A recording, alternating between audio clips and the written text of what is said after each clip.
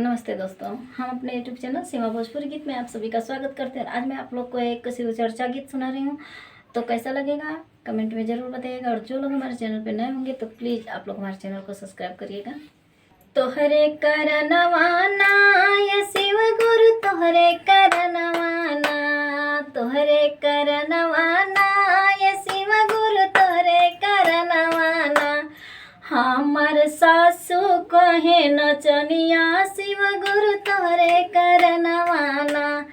हमर सासु कहे नचनिया शिव गुरु तोहरे करनवाना। जिनी घबड़ैहाना ये शिष्या जिनी घबड़ैहाना, जिनी घबड़ैहाना ये शिष्या जिनी घबड़ैहाना। एक दिन ओहो बनिहे नचनिया शिष्या जिनी घबड़ैहाना।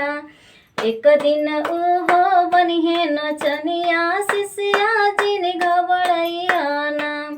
तोहरे करनवाना ये शिव गुरु तोहरे करनवाना।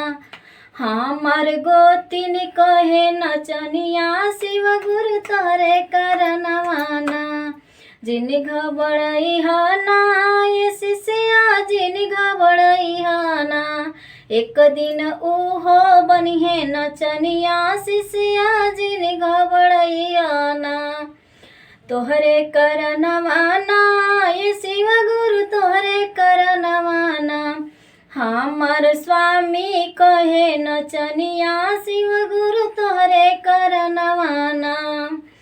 जिनी घबड़ैहाना ये शिष्या जिनी घबड़ैहाना। एक दिन ओहो बनिहे नचनिया शिष्या जिनी घबड़ैहाना। एक दिन ओहो बनिहे नचनिया शिष्या जिनी घबड़ैहाना। बाय बाय डियर, मिलते हैं अगले वीडियो में।